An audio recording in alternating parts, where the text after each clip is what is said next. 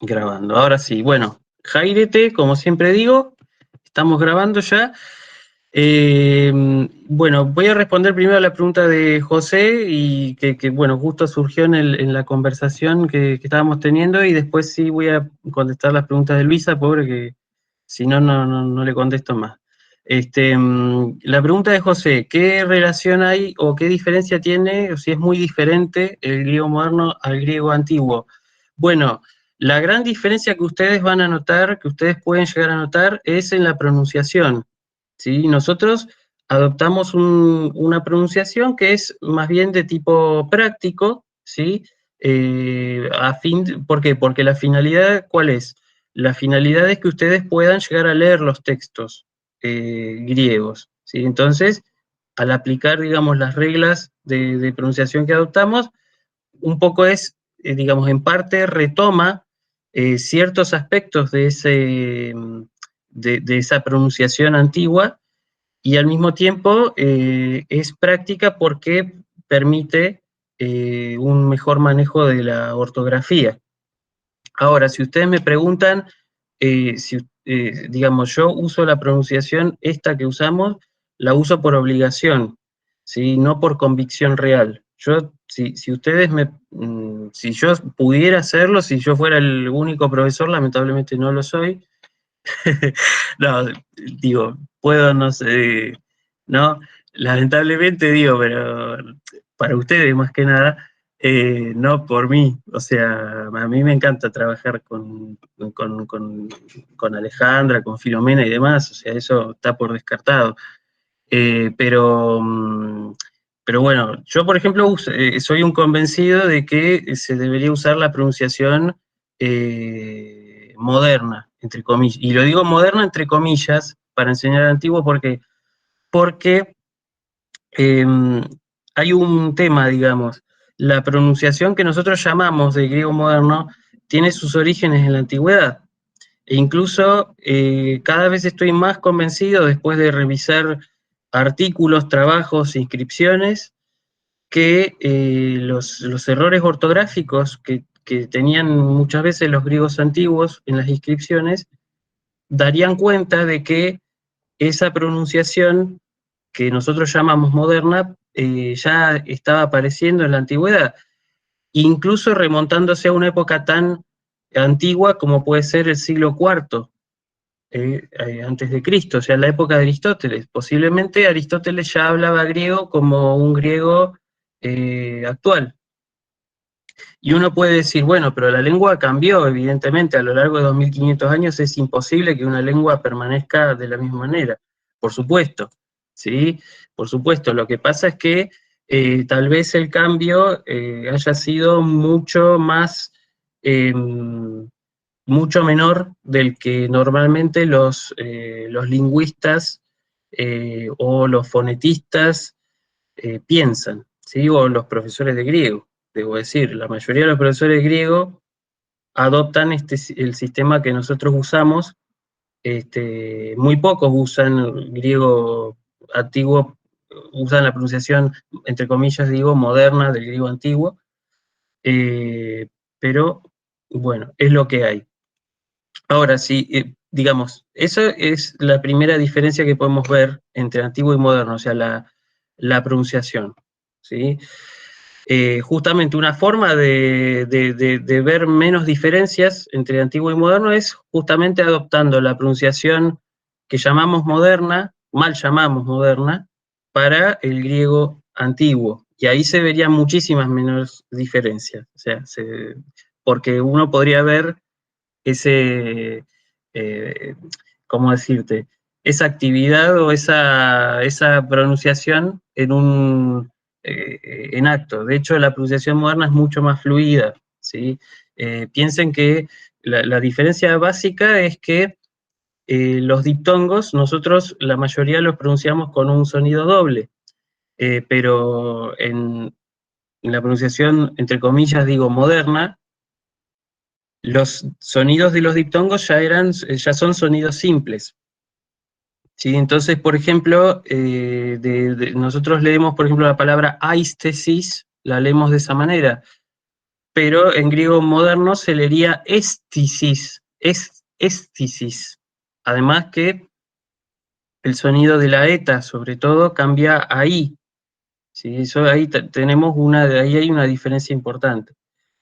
Eso por un lado, digamos, esas serían las diferencias fonéticas.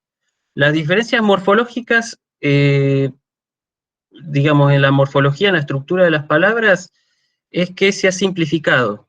Quizá, el griego moderno es mucho más sencillo en la morfología con respecto al griego antiguo. Pero el sistema, digamos, el sistema de declinaciones y de conjugaciones se sigue manteniendo. ¿Sí? Lo que ha ocurrido es que muchas declinaciones se han simplificado fonéticamente y muchas formas de conjugación, en vez de adoptar una forma, ¿sí? Por ejemplo, eso pasó, por ejemplo, en los perfectos. Un perfecto, por ejemplo, sería el he hecho, ¿sí? Un griego, por ejemplo, un griego antiguo diría pepaideuka, usa una sola palabra para usar el perfecto, para decir he enseñado, pero un griego moderno ya utiliza una perífrasis, ¿sí? Se vale que una perífrasis es un sistema, digamos, que se vale de dos palabras, un verbo auxiliar y un verbo y un participio o un infinitivo, ¿sí? Y entonces ahí ya un griego moderno, en vez de decir pepaideuka, diría ejo pedepsi, pedepsi. O sea, usa una perífrasis con el verbo ejo, que como ya dijimos en la clase pasada significaba tener, y en griego moderno pasó a tener ese significado de auxiliar también, ¿no? Aunque también significa, por supuesto, ejo, tener también, ¿sí? ¿Qué otra diferencia hay? Bueno, en la sintaxis, el orden de las palabras en griego clásico es libre porque responde al énfasis que el usuario quiere dar en la palabra, ¿sí? Eh, es decir, yo por ejemplo pongo la primera palabra, en griego antiguo suelo poner la primera palabra, es la que, es la que quiero resaltar, ¿sí? La que quiero que se entienda que es lo más importante para mí de la frase. Eso lo pongo en primer lugar. Y en último lugar pongo las palabras que no me interesan tanto, digamos así. O sea que, digamos que el orden de las palabras en griego antiguo obedece a un criterio que podemos decir pragmático, tiene que ver con la situación del hablante con respecto a su propio discurso, ¿sí? En cambio, el orden de las palabras en griego moderno es mucho más parecido al nuestro, es decir, sigue un orden más lógico, ¿sí? Respeta, por ejemplo, el orden sujeto, objeto, verbo, o mejor, al revés, sujeto, verbo, objeto, quiero decir. Eh, y lo respeta de una manera tan metódica como lo hacemos nosotros. ¿Sí? Nosotros en general respetamos ese orden sujeto, verbo, objeto, o sujeto, verbo, complemento, si quieren. Bueno, en griego moderno pasa lo mismo. Y con respecto a la semántica es el significado de las palabras, es la parte más interesante tal vez de los cambios, porque curiosamente, o que un poco está relacionado con el tema del vocabulario, si uno tiene 100 palabras, o vamos a tomar un ejemplo que dio un lingüista griego, Hatzidakis. Hatzidakis decía, bueno, el Nuevo Testamento tiene más o menos una X cantidad de palabras, ¿sí? De esa X cantidad de palabras, el griego moderno entiende más o menos más del 50% de las palabras. ¿Sí? Las lee, las entiende, sabe lo que significa y las usa regularmente. ¿Mm? Más del 50%, pongámosle 55%. Un 25 o un 30%, ¿sí? El griego moderno va a reconocer esa palabra como griega, pero no va, o sea, y la va a entender, por supuesto, en su significado, pero digamos que no es una palabra de uso cotidiano, ¿sí? Un 15% sabe que es una palabra griega, pero no la reconoce, digamos, no puede llegar a no saber lo que significa, y puede, por supuesto, no la usa en su lengua cotidiana, y el 1 o el 5, entre el 1 y el 5% de palabras que directamente no entiende, ¿sí? Es decir que, y estamos hablando del Nuevo Testamento, que es, digamos así, es un griego que tiene 2000 años de antigüedad, ¿m? Por lo menos. Así que las diferencias, de hecho, cuanto uno más estudia griego antiguo y más estudia griego moderno, si uno trata de tener esa bigamia, que es un poco lo que yo trato de hacer, bigamia entre el griego antiguo y el griego moderno, se va a dar cuenta que en realidad son dos caras de una misma moneda, son dos periodos históricos de una misma lengua. Por eso yo les digo que la diferencia entre el griego moderno y el griego antiguo es como la que existe entre nuestro español y el español del Cid, ¿sí? Y en el caso del Nuevo Testamento sería mayor todavía la similitud, sería como, por ejemplo, entre nosotros y Cervantes, ¿sí? De hecho, eh, a ver, ¿dónde tengo yo el libro este? Tengo un librito de Salmos que uno lo puede comprar en cualquier iglesia o cualquier monasterio de Grecia, y es muy curioso. Voy a tratar de mostrárselo si lo encuentro, porque sí, acá está. Casi me caigo. Eh, Ahí se ve un poco, sí, lo van a ver al revés, pero bueno. Eh, es un librito de salmos, de temas bíblicos, ¿sí? Y es curioso porque este libro está escrito en una forma de griego, que es una forma que intenta rescatar todo lo que pueda del griego antiguo, ¿sí? Es decir, utiliza, por ejemplo, modos que desaparecieron, como por ejemplo los optativos, utiliza formas verbales que un griego común no usa, pero que sin embargo uno lo puede comprar, y con una formación secundaria un griego lo puede ojear y entender, ¿sí? Y por supuesto, este librito, esto yo lo compré hace 7 años, y esto conserva la ortografía antigua, conserva los espíritus y los acentos que vimos la clase pasada. ¿M? Así que, de hecho, ya les digo, uno cuanto más estudia las dos lenguas o los dos periodos históricos, se va a dar cuenta que corresponden a una misma lengua. ¿M? He escuchado decir he escuchado decir barbaridades sobre el griego moderno. Sobre el griego antiguo he escuchado decir siempre lo mismo, que está muerta, ¿no? Que es una lengua muerta. Y a ver, decir que el griego es una lengua muerta es como decir que el español es una lengua muerta. ¿Por qué? Porque evidentemente sí, nosotros no hablamos como el Cid o como Cervantes, pero seguimos hablando español. Y lo mismo pasa con griego, ¿sí? Y ya les digo, el sistema de la lengua, sobre todo la declinación, la conjugación, es algo que no se ha perdido, se ha simplificado, pero no perdido. En cambio, en el traspaso del latín a las lenguas romances, sí, se ha perdido muchísimo, del sistema de declinación se perdió casi por completo, solamente lo tenemos en los pronombres personales, cuando decimos yo, me, a mí, ¿no?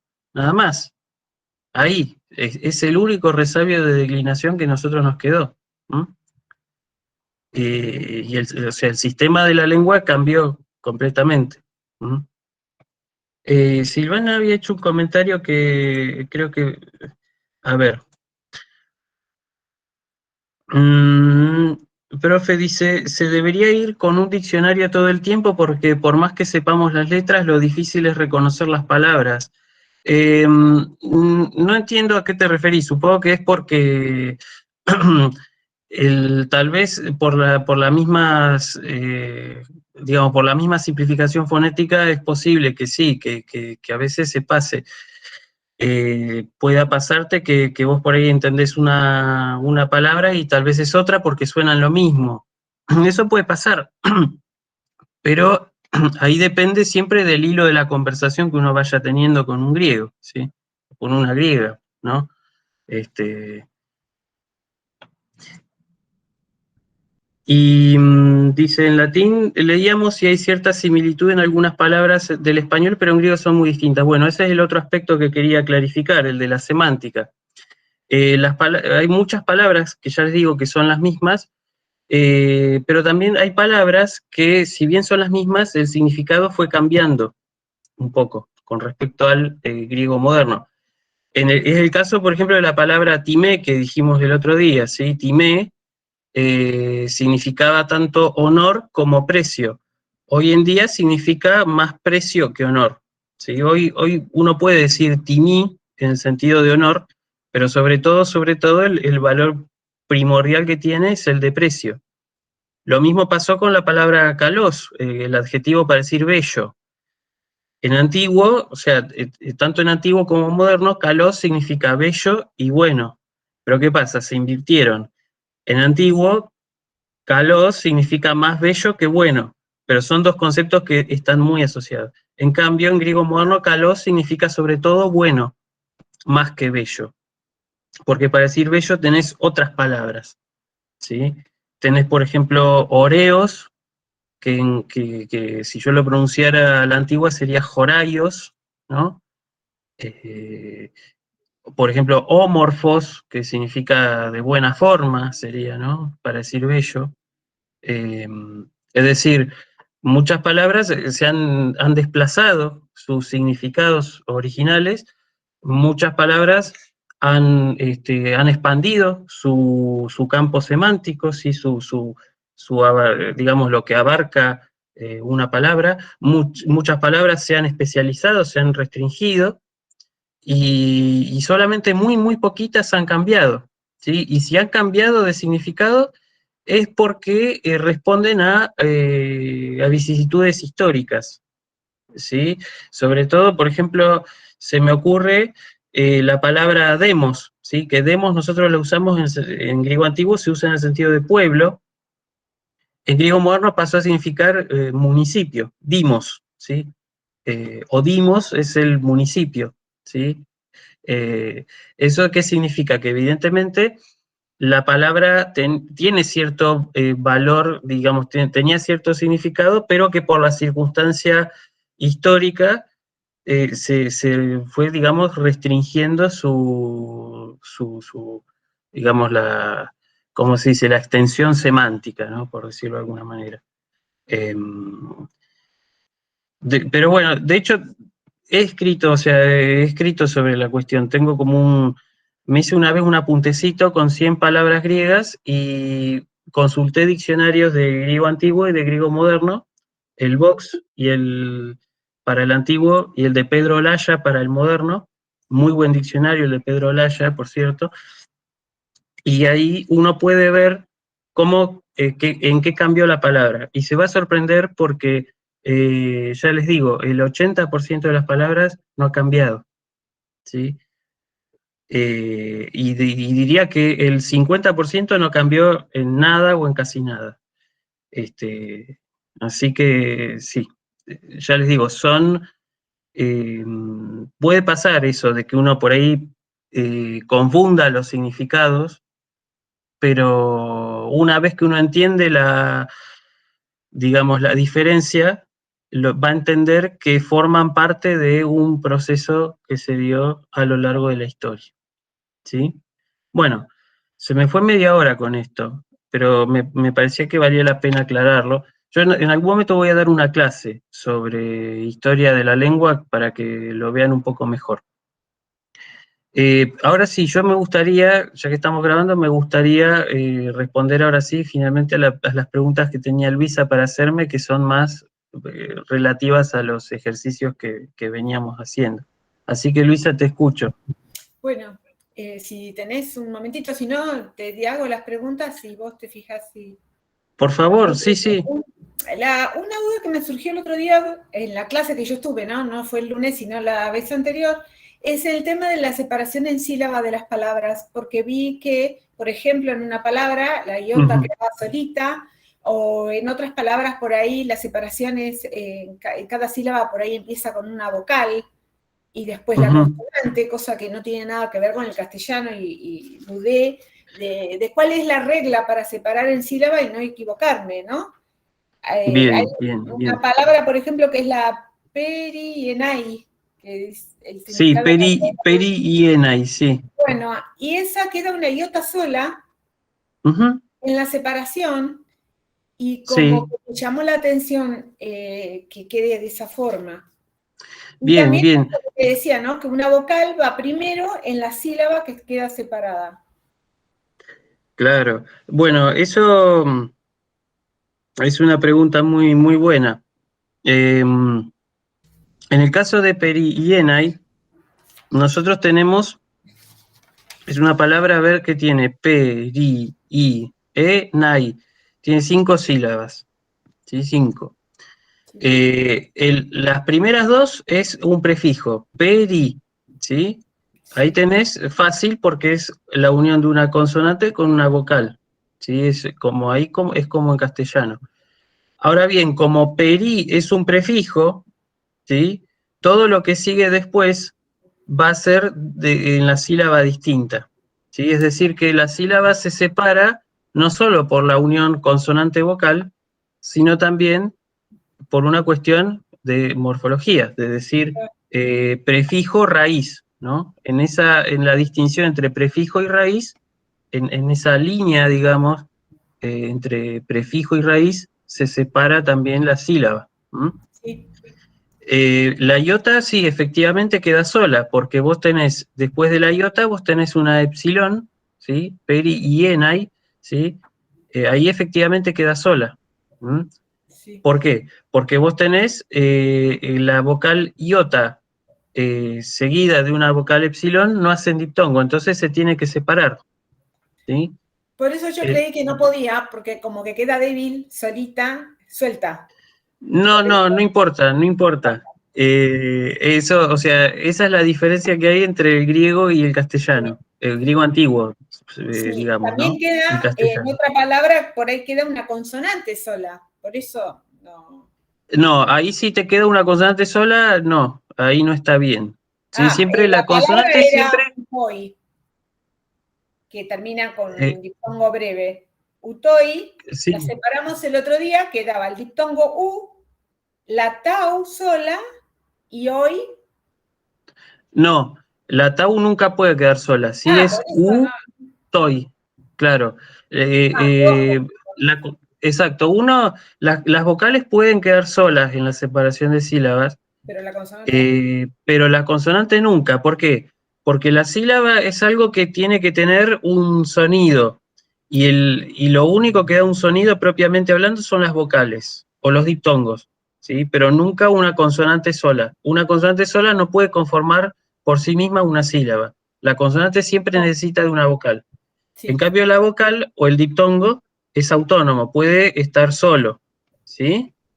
perfecto. Ahora, cuando yo tengo, eso es importante. Después, otra regla que hay que tener en cuenta es que cuando vos tenés dos consonantes seguidas, ¿sí?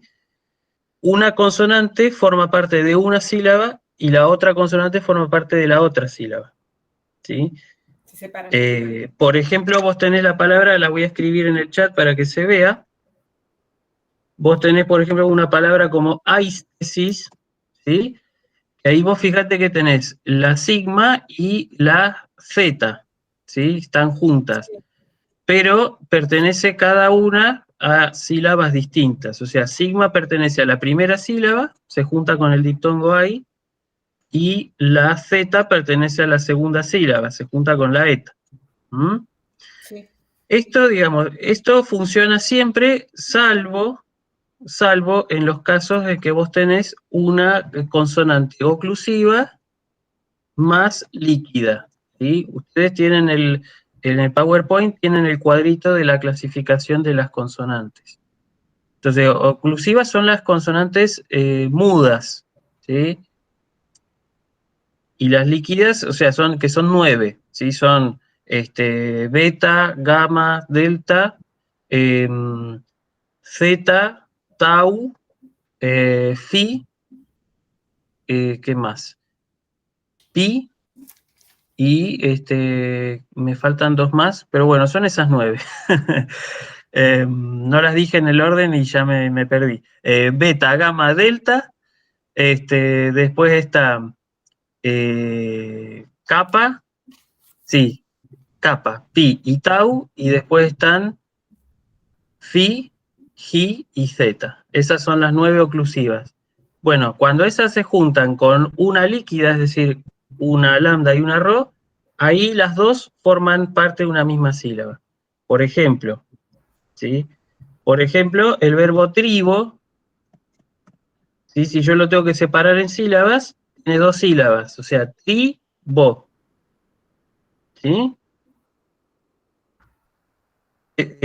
Ahí tenés la unión de una tau con una rho, y eso forma parte de una misma sílaba, Sí. ¿sí?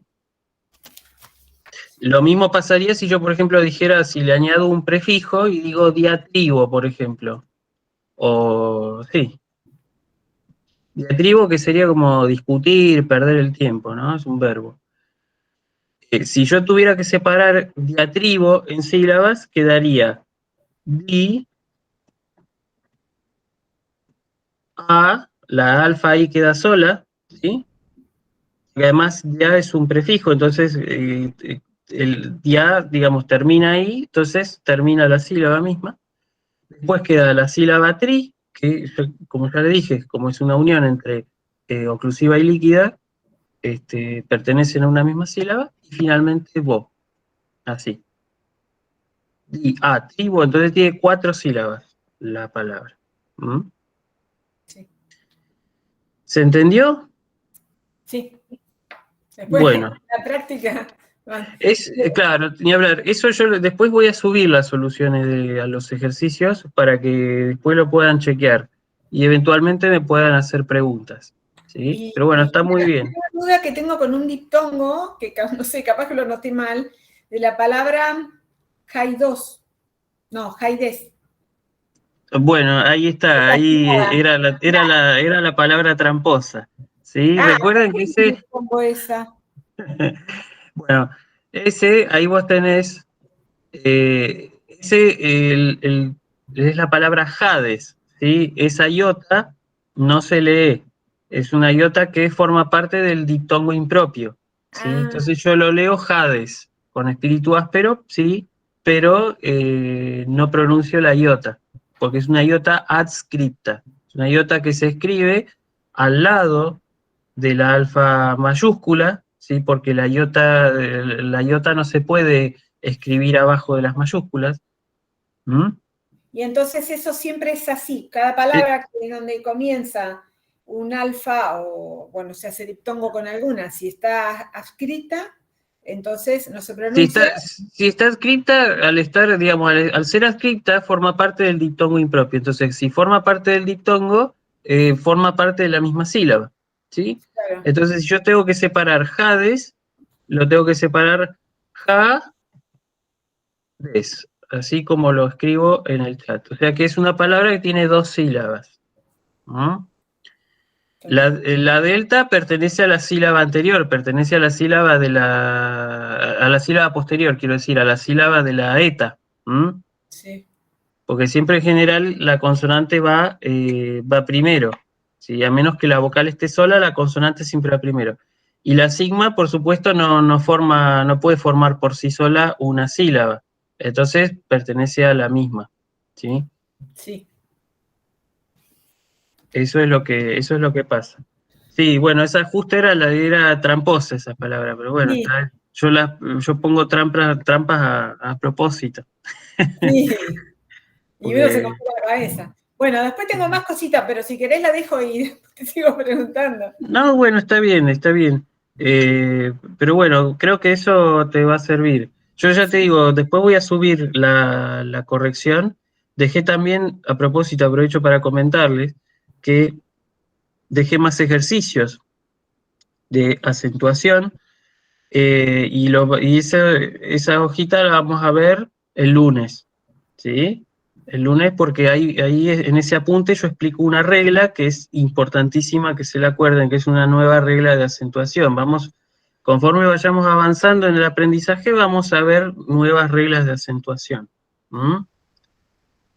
Porque no se queda ahí todo, no se queda solamente en el uso del circunflejo, no, o sea, son cosas que responden a la gramática, ¿sí? De la lengua y los acentos, ¿sí? Entonces, se tiene que ver conforme vayamos adquiriendo conocimientos de gramática. Así que bueno, si les parece, voy a empezar con la clase de hoy que tenía preparada, que es sobre transliteración y etimología.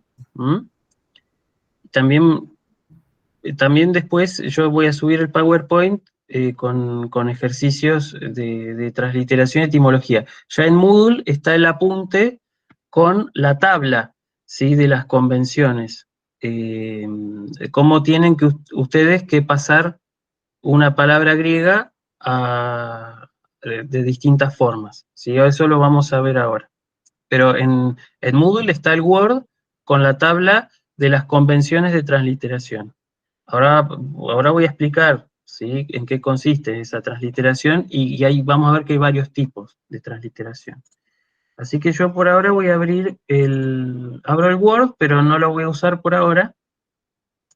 Simplemente preparé un PowerPoint un poco apresurado, yo después lo subo mejor hecho, pero digamos sirva por ahora a modo de guía.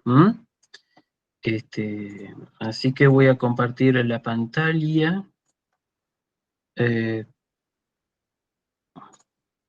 Presentar una ventana.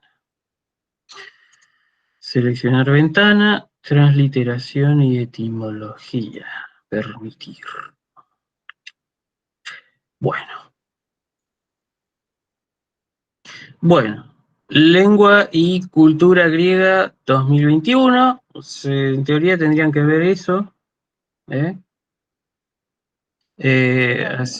Genial. Bueno, entonces hoy vamos a ver transliteración y etimología. ¿Sí? Esto les sirve a ustedes para que, ya les digo, para que les sirve sobre todo en la clase y sobre todo para no tener que andar escribiendo siempre con palabras griegas. De hecho, académicamente, en la investigación, me refiero concretamente, muchas veces tenemos que valernos de una transliteración y no de la palabra griega en sí misma, ¿sí? Por una cuestión de convención, para que el otro entienda lo que yo quiero decir sin tener que aprenderse el alfabeto, ¿sí? Así que vamos a ver entonces la transliteración y obviamente tengo que comenzar por una definición de transliteración, ¿sí? ¿Qué es la transliteración? La transliteración, vos tenés una palabra escrita en griego, ¿sí? Transliterarla significa pasarla a nuestro alfabeto, al alfabeto latino. De manera que la transliteración es la escritura en alfabeto latino de una palabra escrita originalmente en alfabeto griego. Hasta ahí no hay problema. O sea, yo, por ejemplo, tengo, por decir algo, tengo la palabra, a ver, por ejemplo, tengo el nombre Sófocles, ¿sí? Esto está escrito en griego.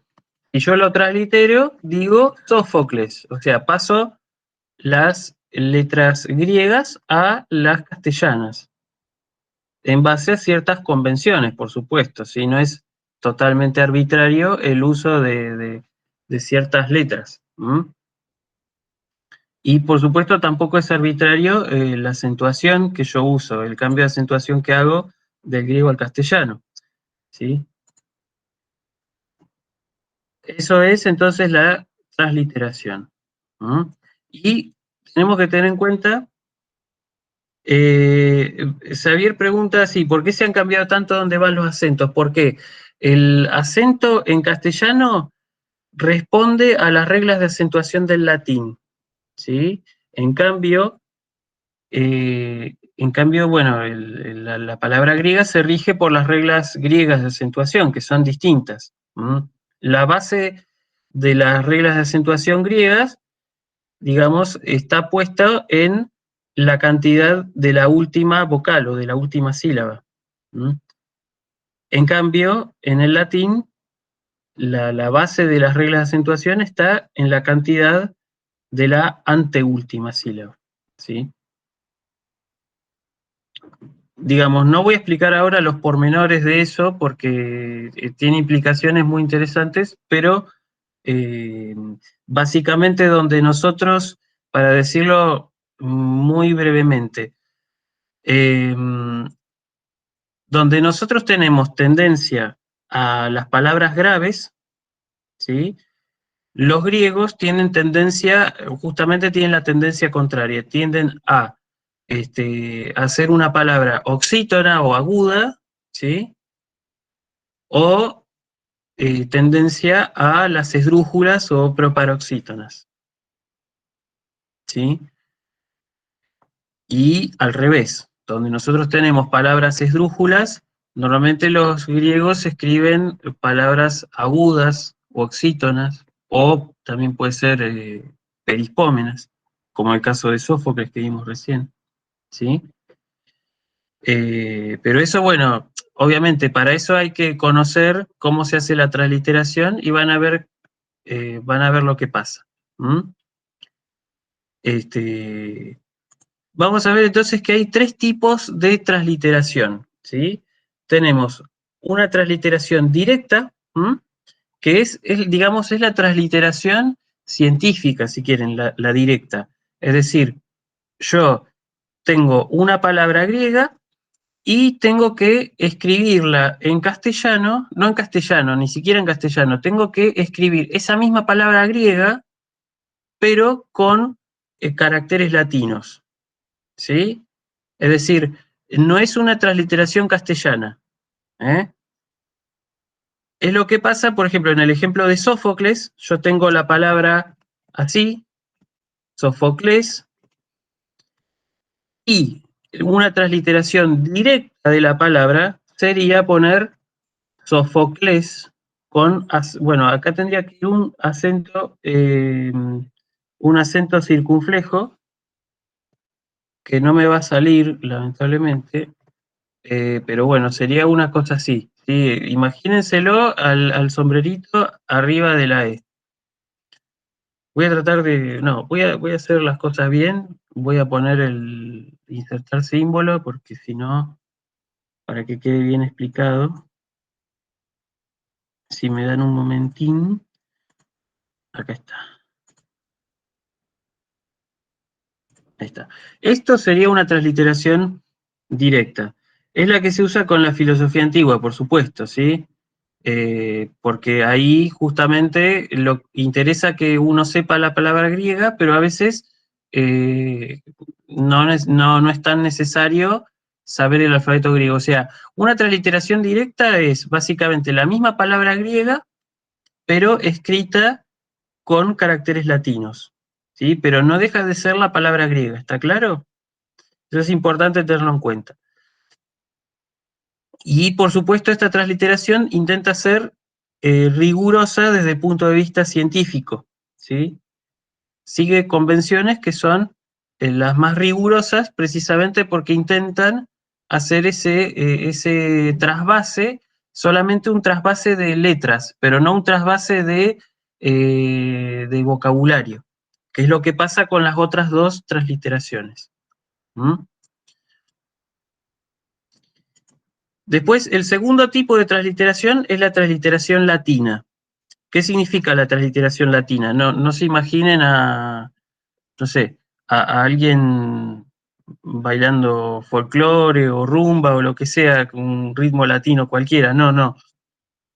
La transliteración latina es el paso de la palabra griega.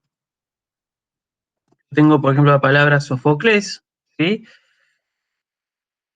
La transliteración latina sería pasar esa misma palabra del griego al latín. O sea, acá ya no se trata solamente de escribir la palabra con los caracteres latinos, sino que además incorpora, digamos, lo que pasó sobre todo en los primeros siglos del Imperio Romano y los últimos de la República, podemos decir también, es que la palabra griega, ¿sí? Los romanos transcribían la palabra y la sometían a las reglas del latín, ¿sí? Y ya no era simplemente una palabra griega, ya era una palabra latina de origen griego, ¿sí? No es lo mismo, ¿sí? En el caso de la transliteración directa, nosotros simplemente cambiamos, digamos, las formas de las letras, adaptamos la palabra griega a nuestras letras, ¿sí? En cambio, en la transliteración latina, no solamente digamos, no solamente se pasa la palabra griega a caracteres latinos, ¿m? Sino que además se somete a las reglas del latín. Y eso es lo que pasa con la acentuación, ¿sí? Vamos a ver por qué. Por ejemplo, en la transliteración latina de la palabra Sófocles quedaría precisamente Sófocles. Y fíjese que yo lo acentué Sófocles como en castellano. ¿Por qué? Porque acá la palabra se sometió a la regla de acentuación latina. Recuerden que la regla de acentuación griega consistía en la cantidad de la última, ¿sí? Acá, ¿sí? Entonces, por eso se acentúa ahí, Sófocles, ¿sí? Pero en el latín, la cantidad que importa es esta, ¿sí? Es la penúltima.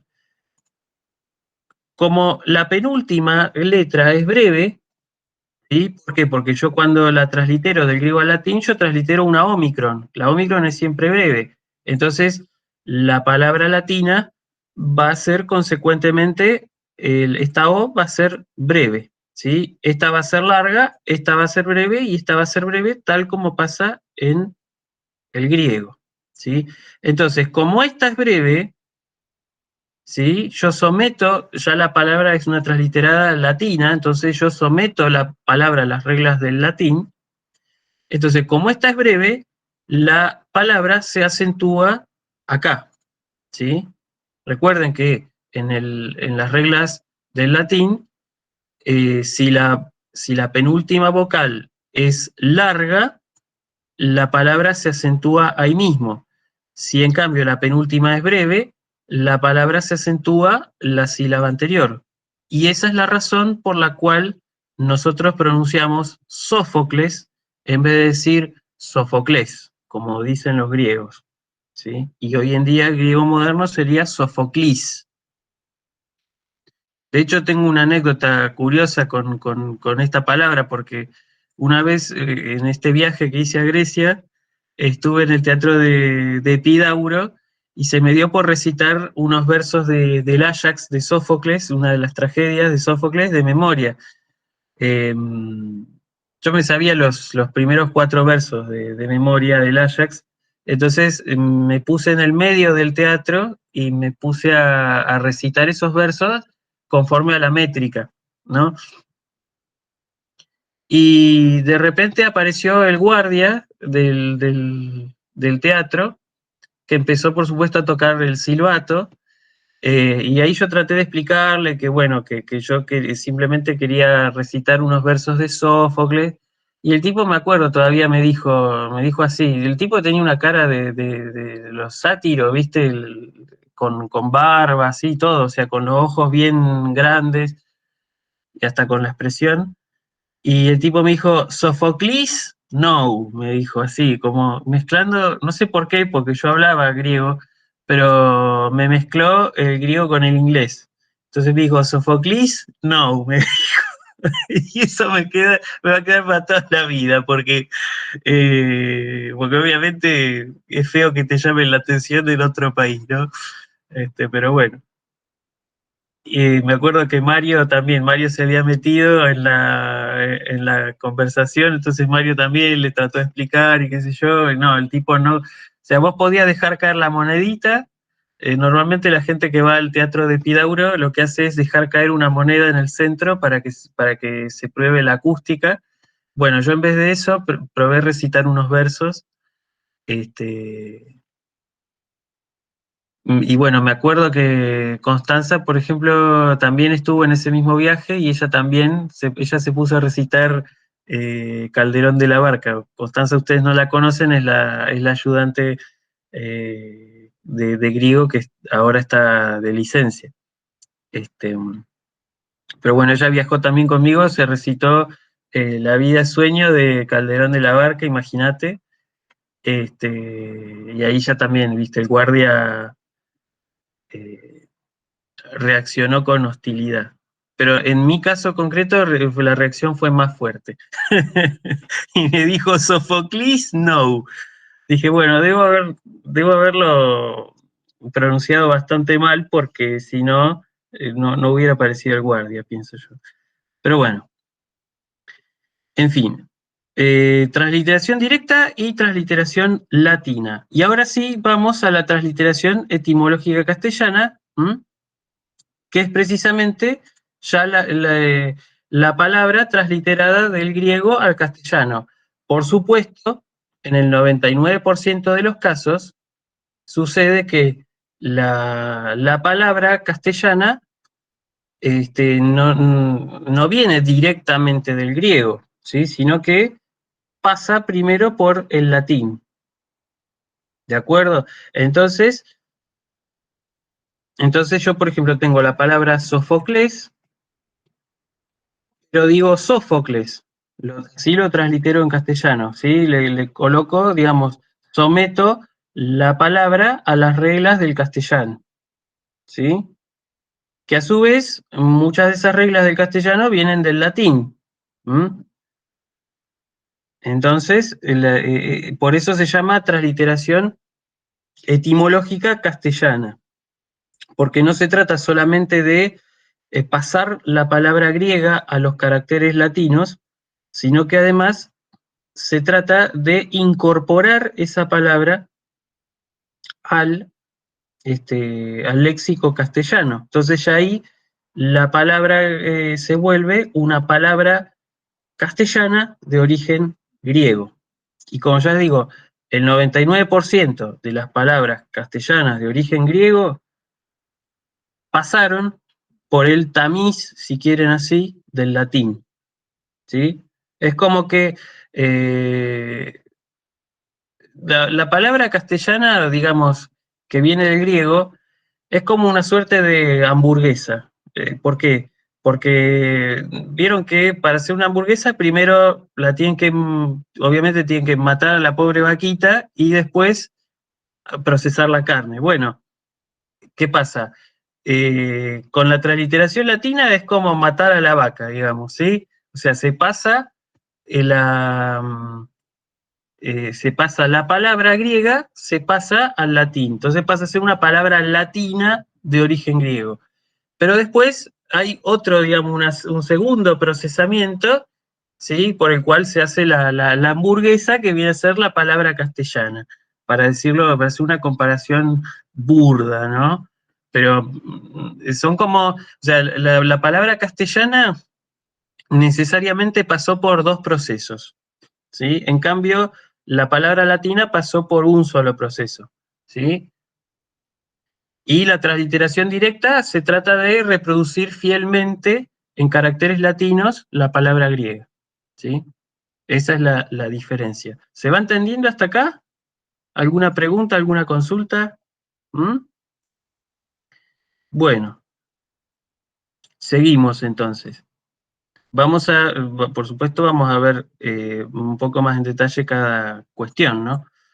Entonces, transliteración directa es la transcripción de la palabra griega según convenciones ortográficas establecidas para que pueda leerse. Simplemente es leerse, o sea, simplemente yo quiero leer esta palabra griega que tengo, la quiero leer en caracteres latinos porque yo no sé el alfabeto griego, ¿sí? Entonces, yo lo que hago es como el servicio, digamos, que te hago de pasarte la palabra griega con caracteres latinos. O sea, vos la vas a seguir leyendo como una palabra griega, pero la vas a poder leer mejor porque es con caracteres latinos, ¿sí? Bien, la transliteración latina, ¿sí? La transliteración romana, podríamos llamarle, para que no se confunda tal vez, ¿sí? Ocurrió por el vínculo entre las culturas griega y romana, ¿sí? Y acá, ya, como ya dije, es una transcripción de la palabra griega según convenciones ortográficas establecidas, ya no solo para que pueda leerse, sino que el verdadero objetivo de esta transcripción es la incorporación de la palabra griega al vocabulario del latín.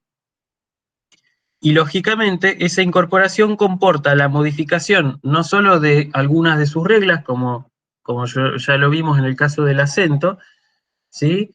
Sino también y sobre todo comporta la modificación de su significado, ¿sí? Acorde con las instituciones y circunstancias de la cultura romana, ¿sí? Con lo cual, en esa transliteración no solamente hay un mero trasvase de caracteres, sino también una mutación, ¿sí? Del significado. Esto es importantísimo porque ahí es justamente ahí vemos operar el poder del que yo les hablaba la primera clase. O sea, en ese cambio de significado hay una operación que justamente resignifica la palabra griega, ¿sí? Y la hace susceptible de manipulación. En la medida que yo translitero al latín una palabra griega, no solo estoy haciendo una conversión de letras, estoy haciendo también una conversión de significado. Estoy sometiendo la palabra griega al latín, ¿sí? Tanto en la forma como en el significado, ¿sí? Y ya les digo, un segundo proceso ocurre en la transliteración etimológica castellana, que tuvo lugar justamente por la aparición de las lenguas llamadas romances. Las lenguas romances son, entre otras minoritarias, son principalmente el español, el francés, el italiano, el portugués, el rumano. Tal vez el rumano sea la lengua romance más conservadora con respecto a la declinación, porque de hecho conserva la declinación latina, en algunos, por lo menos no tiene los 6 casos del latín, pero sí creo que tiene 3 o 4 casos. El rumano entonces y el sardo, que es el que se habla en Cerdeña, ¿sí?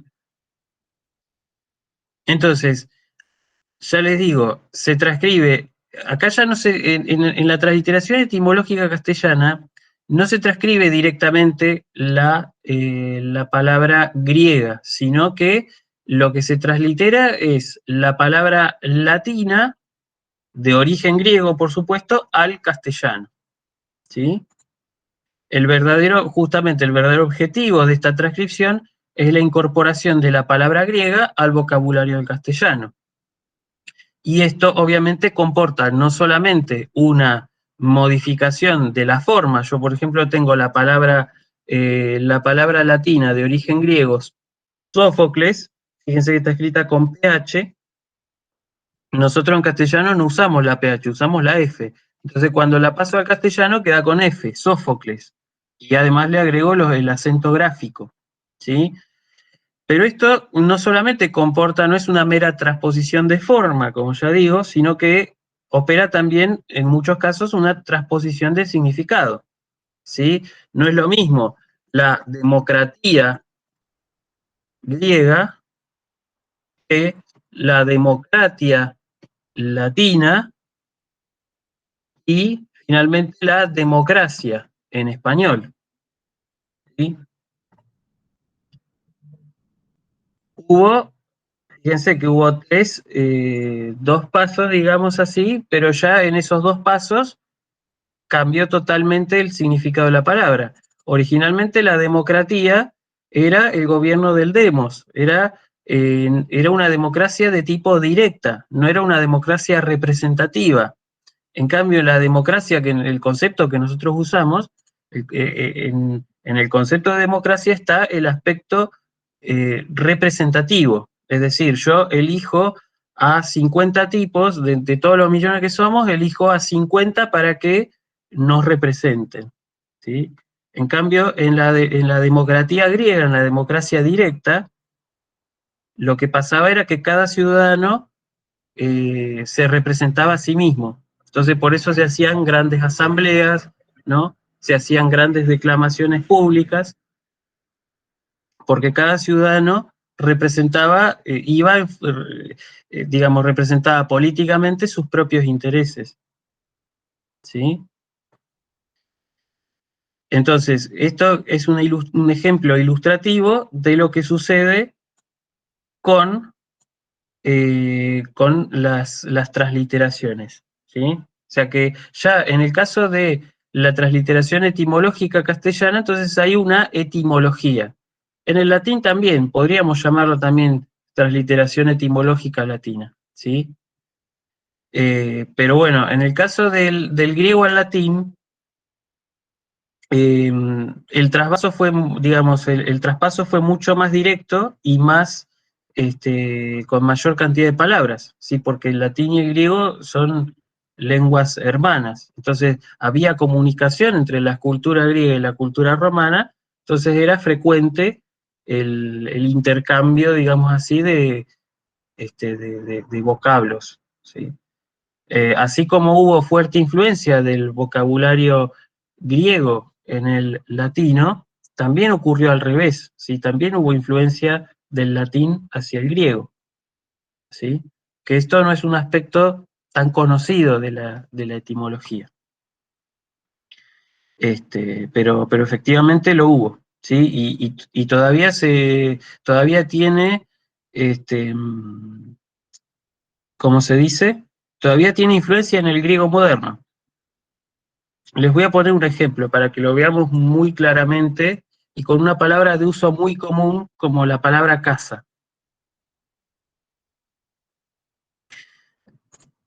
Vamos a ver este ejemplo. La palabra latina, hay una palabra latina que era hospitium, que significa, entre otras cosas, albergue, morada, posada, etcétera, ¿sí? Y es la palabra de donde vino, en castellano vino la palabra hospital, ¿verdad? Hospitalario, etcétera. También vino huésped. Pero en griego, esta misma palabra siguió un camino distinto, ¿sí? Para empezar, fue transliterada, ¿sí? Se hizo el traspaso inverso al que nosotros estamos viendo. O sea, la palabra pasó de tener caracteres romanos o latinos a tener caracteres griegos, quedando de esta manera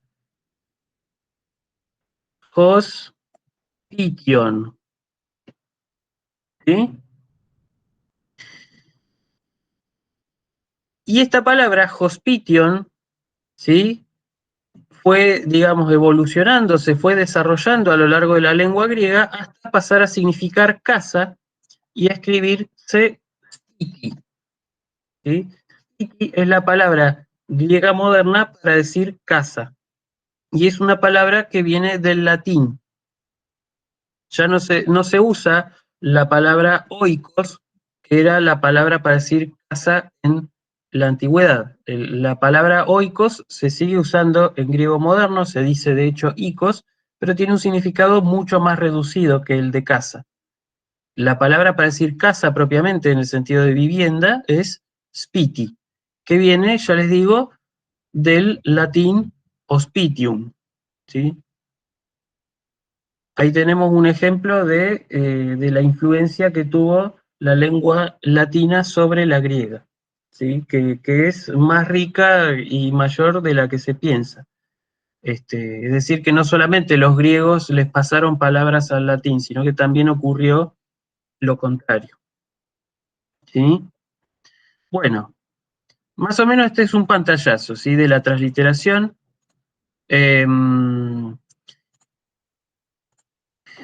Entonces ya les dije, cuando yo paso la palabra del griego al latín, ocurre no solo un cambio de forma, sino también de significado. Y eso se intensifica cuando yo paso la palabra latina, la convierto en una palabra castellana. ¿Por qué? Porque todas las palabras castellanas de origen griego, ya les dije, tienen siempre el intermediario del latín, ¿sí? Entonces, las palabras griegas que usamos en nuestra vida cotidiana ya no son simples palabras griegas transliteradas, sino que son palabras castellanas de origen griego. Las palabras griegas transliteradas son las de la transliteración directa, son las que se usan, por ejemplo, como dijo Xavier, en la filo antigua, ¿sí? En la filosofía antigua. ¿Mm? Pero en las que nosotros usamos en la vida son palabras castellanas porque pertenecen al léxico del castellano, pero son de origen griego, ¿sí? Etimológicamente yo rastreo la palabra históricamente y digo, esta palabra es griega, ¿sí? Pero el latín, ya les dije, el latín era el gran intermediario entre el griego y el castellano, pero no es el único intermediario, ¿sí? Hay otras lenguas romances, ¿sí? Por ejemplo el francés, ¿sí? El francés sobre todo nos ha dejado palabras de origen griego, por ejemplo la palabra avestruz, ¿sí? Es de origen griego, pero pasó por medio del francés.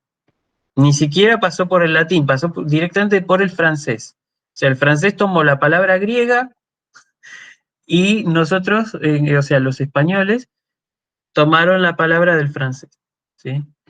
También pasó con otras lenguas, ¿sí? También las lenguas semíticas nos han dejado palabras griegas, o mejor dicho, palabras castellanas de origen griego.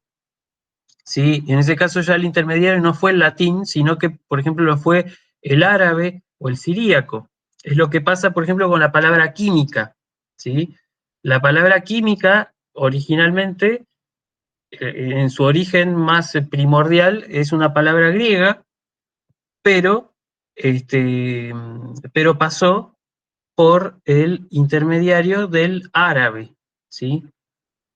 De ahí que nosotros tengamos dos palabras, tengamos alquimia, ¿sí? Y química, que vienen del mismo étimo, vienen de la misma palabra griega, ¿sí? Que es gimos o jugo, ¿sí?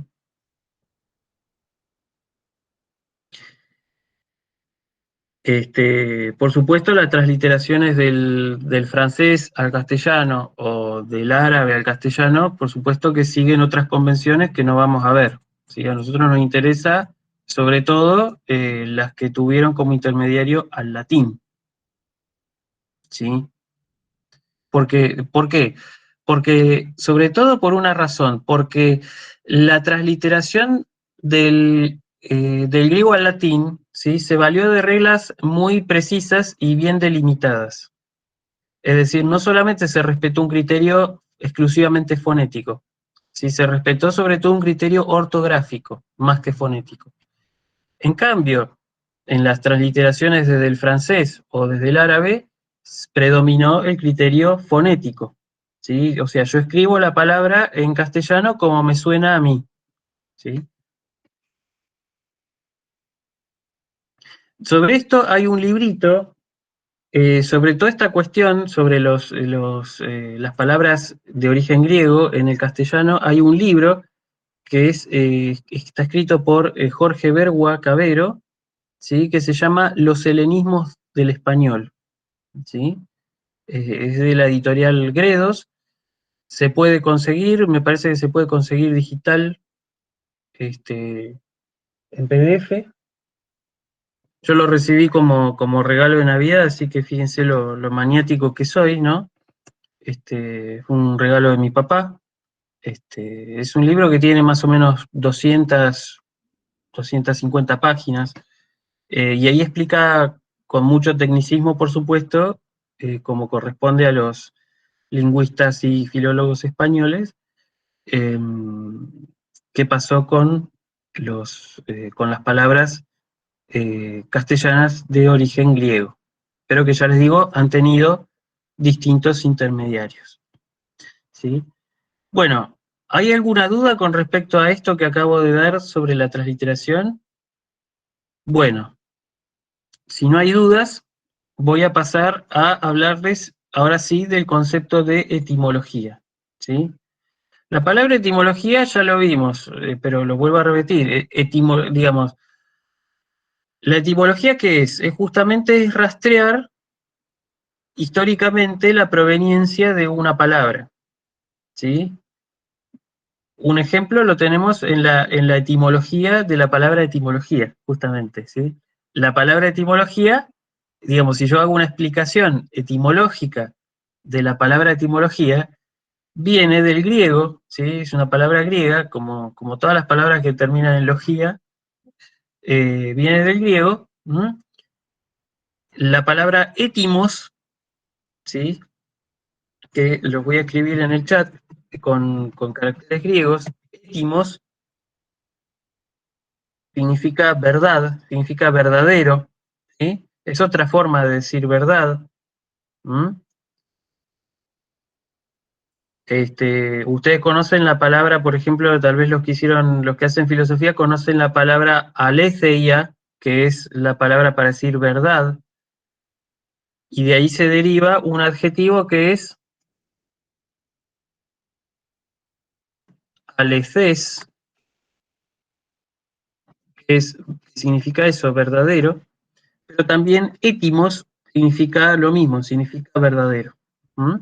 Y de ahí viene etimología. O sea que etimología viene a ser el estudio el estudio de la verdad sobre la palabra. ¿Sí? Si ya la palabra, el significado etimológico de la palabra etimología comporta un juicio moral, o un juicio por lo menos epistémico, no sé si tanto moral, pero sí epistémico, sobre el tipo de conocimiento que me puede proporcionar. ¿Se entiende? O sea, cuando yo hablo de la etimología, estoy hablando de que esa explicación que me proporciona la etimología me está proporcionando la verdad, ¿sí? Como si fuera algo así como una especie de palabra revelada, ¿no? Como la revelación de un conocimiento verdadero que está oculto en la palabra castellana y que a través de la etimología yo revelo lo que significa en verdad, ¿sí? Pero, pero digamos, esto es discutible, ¿sí? Es discutible que la etimología no revela la verdad de una palabra. La etimología simplemente revela de dónde viene, no revela su significado, ¿sí? Es lo que vimos con la palabra democracia, ¿sí? Yo puedo decir la palabra democracia, yo puedo hacer una explicación etimológica, ¿no? Y puedo decir, la palabra democracia viene del griego demos, que significa pueblo, y del griego kratos, que significa gobierno. Por lo tanto, la palabra democracia va a significar, etimológicamente hablando, gobierno del pueblo. Pero el significado de democracia es mucho más rico y sobre todo en nuestras sociedades es mucho más complejo que decir simplemente gobierno del pueblo. ¿Sí? Comporta un montón de cuestiones. ¿Sí? Xavier pregunta qué diferencia hay que es una muy buena pregunta, interesante, ¿qué diferencia hay entre etimología y filología? Eh, Dice, ¿ambas no estudian el significado de las palabras a través de su historia? En parte sí, y en parte no. Un chiste estúpido. En parte sí y en parte no, ¿sí? La etimología estudia justamente, hace un rastreo histórico, ¿sí? Pero la etimología es una disciplina de tipo lingüística, ¿sí? Estudia las palabras, en cierta medida, despojadas de su contexto discursivo, por así decirlo, ¿sí? Y rastrea históricamente el origen de una palabra, generalmente de palabras aisladas. Por supuesto, hay palabras que se forman, hay palabras compuestas, ¿sí? Hay palabras que nosotros conocemos que son simplemente uniones de otras palabras, ¿sí? De grupos de palabras. Es lo que pasa, por ejemplo, con la palabra Estambul, ¿sí? la palabra Estambul, ¿saben lo que es Estambul? Estambul es la ciudad, la capital de Turquía, ¿sí? Bueno, Estambul es una deformación que han hecho primero los turcos y después los españoles, a partir de un conjunto de palabras griegas, de una expresión griega que era istinpolin. Lo pronuncio con la pronunciación bizantina, porque de hecho los turcos toman la capital, Constantinopla, que era bizantina, griega medieval. Estambul viene de Istinbolin. Istinbolin. Los turcos simplemente escuchaban esa expresión. Istinbolin significa en la ciudad. A Constantinopla, la actual capital de Turquía, se la llamaba simplemente la ciudad, ¿sí? Así como, por ejemplo, a Aristóteles se le decía el filósofo, a Constantinopla se la llamaba simplemente la ciudad. Y los turcos entonces escucharon tanto eso de los griegos que la llamaron directamente así, Istambul, ¿sí? Istambul, Istambul, esto es Istambul, ¿sí? Y nosotros la pasamos como Estambul. ¿Mm? Pero fíjense que en inglés conserva la I, en inglés dice Istambul, ¿sí? Así. Y de ahí es, o sea, bueno, ahí, fíjate, ahí tenés una explicación etimológica, pero que es la formación de una palabra a partir de varias. Pero esto sigue sin ser una explicación filológica, ¿sí? La filología siempre, digamos, la unidad de estudio de la filología es siempre el texto. Por lo tanto, se estudian las palabras no solo desde su significado aislado, sino principalmente desde lo que comporta su utilización en un discurso y concretamente en su materialización, que es el texto, ¿sí?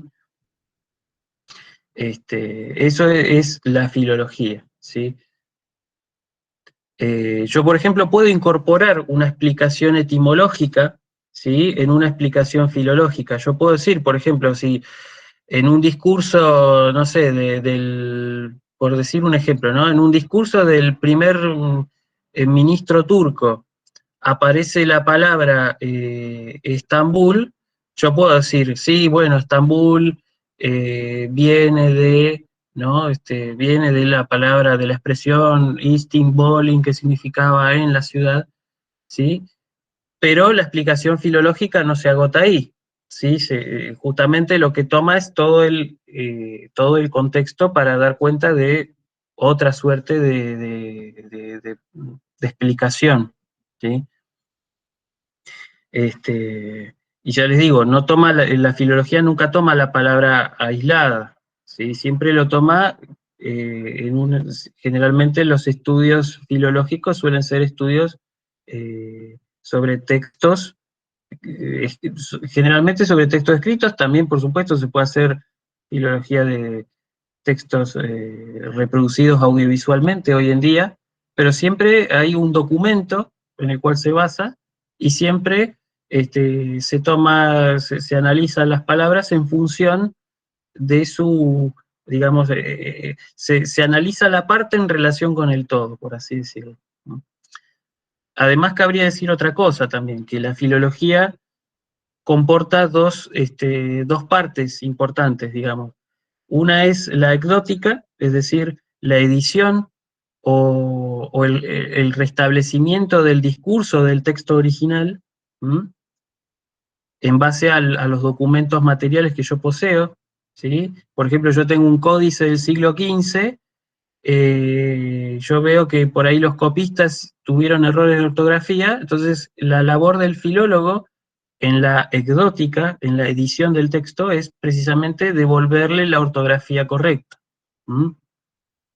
Y después tenés la otra parte que es la hermenéutica, la parte interpretativa, la parte ya más en donde uno puede hacer un análisis literario, histórico, etcétera, ¿sí?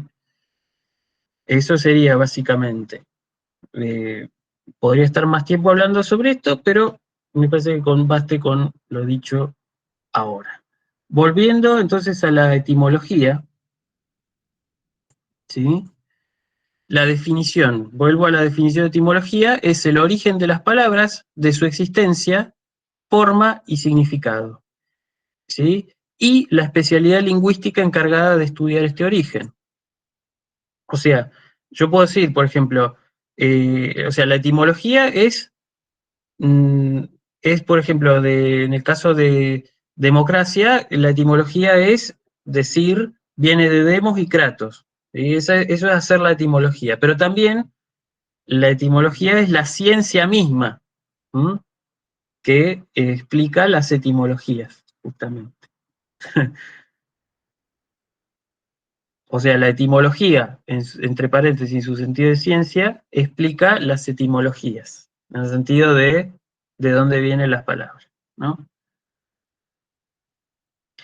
Y insisto con esto, la palabra origen de una etimología es llamada étimo, ¿sí? Entonces, en el caso de la palabra democracia, tenemos dos étimos, demos y kratos, ¿sí?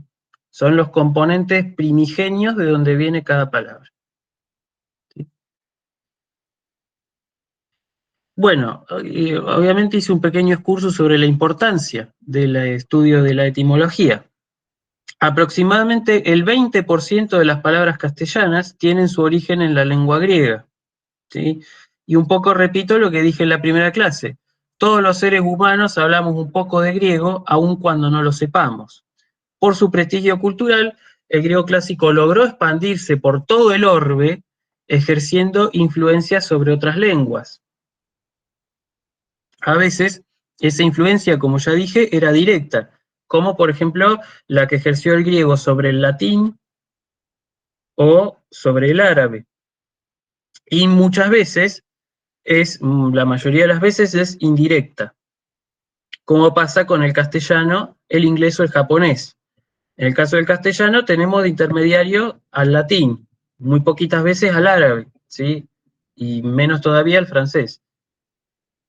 Pero en general el intermediario es el latín. En el caso del inglés, el intermediario sin duda es el latín. Y eso se refleja sobre todo en la ortografía conservadora de las palabras inglesas, no así su pronunciación, ¿sí? Pero también el griego influyó sobre el japonés, hay algunas palabras que los japoneses tomaron de los griegos, sin que ellos lo supieran en realidad, porque el japonés lo toma del inglés, ¿sí? El inglés lo toma del latín y el latín sí lo tomó del griego, ¿sí? Así que con el japonés tenemos como una tercera capa, una palabra japonesa de origen griego sería como una suerte eh, de hamburguesa, no sé, de hamburguesa oxigenada sería, no sé. Imagínense el engendro que ustedes quieran. Este, pero eso pasa, ¿sí? Eso pasa. Así que eso sería entonces la importancia del estudio de la etimología, ¿sí? La influencia del griego clásico sobre el castellano se hace sentir en los numerosos vocablos derivados de él, a través del préstamo de raíces, ¿sí? Conformando así una amplia gama de palabras aplicables a cada una de las disciplinas e instituciones humanas. El vocabulario griego ha impregnado todas las instituciones humanas, ¿sí? Y como tal, en el castellano eso se ha hecho sentir. ¿Mm?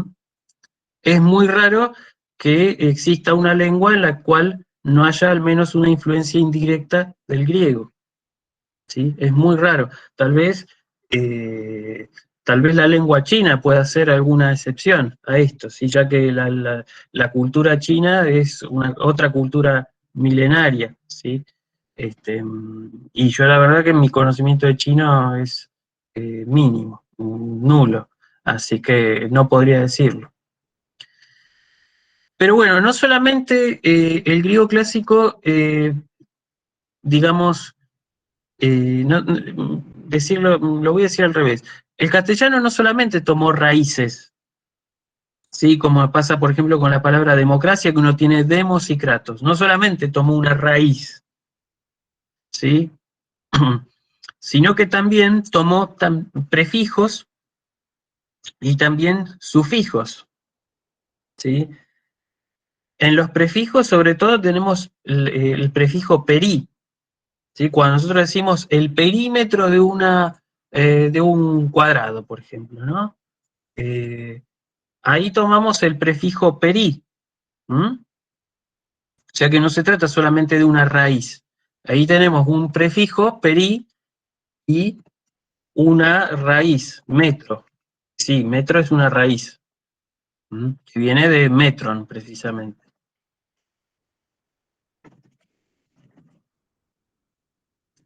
¿Sí? La explicación etimológica de la palabra perímetro, entonces, es que viene del griego peri, que significa alrededor o en derredor, y metron, que significa medida. O sea que el perímetro, etimológicamente considerado, es la medida del contorno de una figura, ¿sí? Pero también tenemos sufijos, ¿sí? Por ejemplo, el sufijo ia, para decir, por ejemplo, filosofía, geografía, arqueología, es un sufijo de origen griego, ¿sí? Que por supuesto tomamos con el intermediario del latín, pero no deja de ser un sufijo de origen griego, ¿sí? Y esto lo vemos, ya les digo, tenemos la palabra filosofía que viene precisamente del griego filosofía, ¿sí? Eso es casi es una transliteración directa, ¿sí? Y digo casi porque en realidad nosotros tenemos la F. En una transliteración directa, la FI se pasa como PH, ¿m? Que es lo que pasa en latín o en inglés, ¿sí? Pero bueno, básicamente es esto, ¿no? Que el griego ha aportado a nuestro vocabulario y lo ha hecho en todas las ramas, ¿sí? Ha aportado términos propios, ha aportado muchos nombres, y lo tenemos en nuestro benemérito Eusebio, un claro ejemplo de ese préstamo, ¿sí? Tenemos términos de uso común, ¿sí? Ahora en particular no se me ocurre algún ejemplo, pero seguro que sale alguno.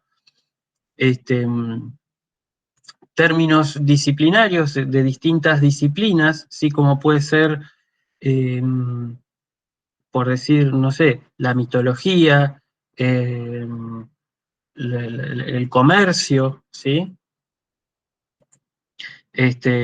Acá hice como una especie de topología, o más bien tipología de los términos etimológicos, ¿sí? Dentro de los términos propios tenemos obviamente nombres propios, y ahí tenemos a Eusebio otra vez, pero también tenemos patronímicos, ¿sí? Nombres de padre, así por ejemplo tenemos Atrida, Pelida, ¿sí? Que están sacados del griego, por supuesto, ¿sí? Gentilicios, ¿sí? Como por ejemplo la palabra helénico, que nosotros usamos en castellano a veces para decir griego, que viene del griego helenikos. Fíjense que la H que aparece acá se escribe con H inicial, ¿por qué? Porque la palabra griega de donde proviene se escribe con espíritu áspero. ¿Mm? Y también nombres de lugares, lo que se llaman topónimos, ¿sí? Que de hecho la palabra topónimo es una palabra griega, que significa eso, nombre de lugar. Topónimos, que ahora no se me ocurre qué puede ser, pero bueno, si quieren podemos poner Atenas, ¿sí? Es un topónimo, es un nombre de una ciudad. Tesalónica, ¿sí? Que vienen respectivamente del griego Athenai y del griego Tesalonique, ¿sí? Fíjense cómo ya también en Tesalónica hay un cambio de acento que se produce en el castellano, justamente porque la palabra castellana se sometió a las reglas, recuerden siempre que el intermediario es el latín, entonces se sometió previamente a la regla de acentuación del latín, con lo cual uno podría deducir que esta iota es breve, ¿sí? porque si fuera larga, si en griego hubiera sido larga esta iota, nosotros estaríamos diciendo Tesalónica, pero no es el caso. ¿Sí? Después tenemos también, por supuesto, términos de uso común. Yo ya les digo, ejemplos ahora concretos no tengo, eh, pero, por ejemplo, no sé, si nosotros pensamos en un trapecista, ¿sí? Alguien que hace trapecio, trapecio es una palabra griega, eh, podríamos, tal vez podríamos decir la palabra miel, ¿sí? Es una palabra griega. Eh, Estoy pensando también, por ejemplo, en el nombre, ya que estoy con la palabra miel, el nombre Melisa, por ejemplo, es griego, significa abeja o abejita, ¿sí? Em, en fin, estoy seguro que hay un montón, pero bueno, como no la pensé en el momento, la verdad que yo soy muy malo para el tutti frutti, así que me va a costar ahora encontrar. Pero bueno, también tenemos términos que apuntan más a algún oficio o alguna profesión. Tenemos términos técnicos, artísticos, médicos, científicos, militares. ¿M? Tenemos, por ejemplo, en el caso eh, de términos artísticos, por ejemplo, podemos poner la palabra música, ¿sí? Cada la misma palabra es una institución, ¿sí? Eh, que es etimológicamente la música es lo relativo a las musas, ¿sí? Este, y de ahí tenemos, no sé, por ejemplo, cromático, para definir, por ejemplo, una escala cromática, ¿sí? Una escala de colores. Esto cromático viene del griego chroma, que significa color. ¿Mm? Después tenemos términos médicos hay a rabiar, ¿sí? De hecho es donde más términos griegos hay, es en la medicina. Tenemos, por ejemplo, profiláctico, tenemos lípidos, tenemos oxígeno, ¿sí? Hidrógeno, si quieren, ¿sí? Ya, bueno, ya incorporado a los términos científicos, tenemos hidrógeno, tenemos, ya les digo, química, física, todos los nombres de ciencias, ¿sí? Astronomía, ¿sí? Este, tenemos, qué sé yo, galaxia, ¿sí? Esto ya lo hemos visto en la clase pasada, la clase pasada no, la primera clase, gramática. Acá tenemos un sinfín de términos griegos que lo hemos tomado, por supuesto, siempre tomando como intermediario al latín. ¿Mm? Términos militares, por supuesto, estrategia. Estrategia es una palabra griega, ¿sí? Estratego. ¿Mm? Y la verdad es que no se me ocurren más, pero hay más. ¿Sí? En cuanto a términos institucionales, tenemos términos mitológicos, religiosos, comerciales, legales, políticos. Tenemos, por ejemplo, en el caso de términos comerciales, tenemos la palabra monopolio. Monopolio es claramente una palabra griega que significa que vende uno solo, ¿sí? La palabra monoptonio también, que es al contrario, que es que compra uno solo. Tenemos oligopolio, que venden pocos, ¿sí? Este, en términos políticos, bueno, acá tenemos también un montón, ¿sí? Democracia, demagogia, eh, podríamos decir también oligarquía. Oligarquía es una palabra de origen griego, ¿sí? Significa el mando de unos pocos. Aristocracia, gobierno de los mejores. ¿Mm? Ya les digo, fíjense que etimológicamente aristocracia significa gobierno de los mejores, pero en general suelen ser los peores, los que están ahí, ¿sí? Así que, este, en fin, podría seguir, ¿no? Por ejemplo, en términos religiosos, qué sé yo, tenemos la palabra ecuménico, ¿sí? Que viene del griego oikos, ¿sí? ¿Qué se dice? O sea, la parte de ecu, ¿no? Tiene que ver con oikos. Oikos significa casa. ¿Qué se dice ecu? ¿Sí? ¿Por qué con e? Porque al latín la palabra pasaría así, ¿sí? Y el diptongo oe en latín pasó a pronunciarse e.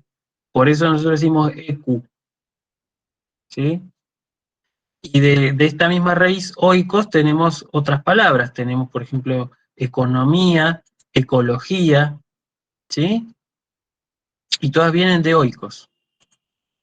Lo que pasa es que del griego al latín, hoy pasó a escribirse oe, y de oe pasó a pronunciarse e. Esa es la razón, ¿no? Y finalmente los términos académicos, que son los que más conocemos nosotros, tenemos términos históricos. La misma palabra historia es una palabra griega, ¿sí? Que viene del griego historia. Fíjense que ahí la H evoca el espíritu áspero de la palabra griega. Términos filológicos, uno que les había mencionado era el de ecdótica, que significa edición, ¿sí? Viene del griego ekdosis, que significa precisamente eso, edición, con Omicron, perdón, ekdosis. Y términos filosóficos, lógicos, ¿sí? Tenemos justamente lógica, filosofía, epistemología, ¿m? El tema de palabra de un famoso tema de Lelutier, epistemología, que por cierto se los recomiendo, si no lo escucharon. En fin, tenemos un montón de términos, ¿sí? Y todo, qué sé yo, silogismo, por ejemplo, los de filosofía que estén haciendo lógica, tal vez empiecen a ver lo que es un silogismo. Bueno, silogismo es una palabra griega. Este, También, qué sé yo, término matemático, ahora ya que estamos con silogismo, podemos hablar de logaritmo, ¿sí? La palabra ritmo también es una palabra griega. eh, Melodía, sí, todos los términos musicales son en general griegos, salvo los que toma del italiano, ¿sí? Ritmo, melodía, armonía, que nosotros deberíamos escribir así, deberíamos escribirla con H, porque viene del griego armonía, de ahí que en inglés se escriba harmony, ¿sí? Pero bueno, por alguna razón que desconozco, no se escribe la H en armonía, en castellano. Yo calculo que ahí predominó el criterio fonético, más que nada. Así que bueno, les voy a dejar entonces un ejercicio, ¿sí? Van a tener a mano la tabla de las convenciones de transliteración que yo subí a Moodle, ¿sí? Y yo les voy a dar una lista de palabras griegas, todavía no la tengo, no lo terminé, la verdad. Van a tener una lista de palabras griegas, ¿sí? Y ustedes van a tener que hacer cada una de las transliteraciones. O sea, van a hacer una transliteración directa, ¿sí? Van a pasar la palabra griega a caracteres latinos, siguiendo las convenciones de la tabla, por supuesto. Después hacer una transliteración latina, o sea, ustedes van a hacer de cuenta que son romanos y van a pasar palabras griegas al latín, ¿sí? Y finalmente, teniendo en cuenta esa transliteración al latín, van a hacer, también siguiendo las convenciones según la tabla, van a hacer una transliteración etimológica, ¿sí? Así que bueno, eso sería todo la clase de hoy, ¿sí? Esto sería todo por hoy. El lunes vamos a volver sobre la acentuación, ¿m? como ya les dije, y el miércoles que viene ya vamos a empezar a ver textos, algún textito griego, por supuesto algo muy tranquilo y adaptado, ¿no? Por ejemplo, no sé, alguna cuestión así como una conversación, ¿no? Vamos a empezar un poco las cositas que estuvimos viendo eh, de a poco en el transcurso de estas clases, lo vamos a sistematizar un poco desde el punto de vista gramatical y vamos a fin de que empecemos ya a traducir, a leer y traducir oraciones, ¿sí? Así que bueno, eso sería todo por hoy. Juli pregunta, antes de terminar, Juli pregunta, ¿en el diccionario las palabras aparecen tal cual o de alguna forma en especial? No sé a qué te referís con tal cual. Tal cual con respecto al ejercicio. No, efectivamente hay palabras que no aparecen tal cual. ¿Por qué? Porque hay algunas palabras que están conjugadas o declinadas, ¿sí? Por esa razón.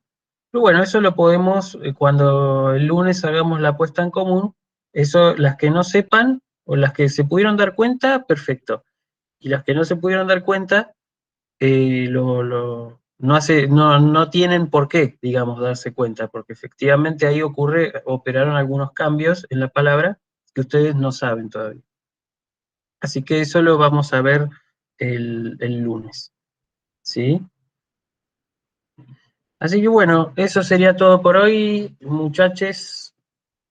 Así que los saludo, les digo, Jairete, Pantes, como siempre, Erroste, que estén bien. Y nos vemos, bueno, el viernes van a tener con Filo, y Ariel y Gabriela van a tener prácticos de transliteración, que aplicamos un poco esto que vimos hoy, y ya, bueno, después nos veríamos el lunes. Nos vemos y, bueno, gracias por la paciencia. Chau, chau. Chao, nos vemos. Chao, profe. Nos vemos, hasta luego, chicos. Jairete. Profe, ahora que se fueron todos, quería hacer una pregunta. Sí, sigo grabando, o no. No. ¿Querés que detenga la grabación? No sé. Sí, sí, sí. Bueno, esperame un cachito que la detengo entonces.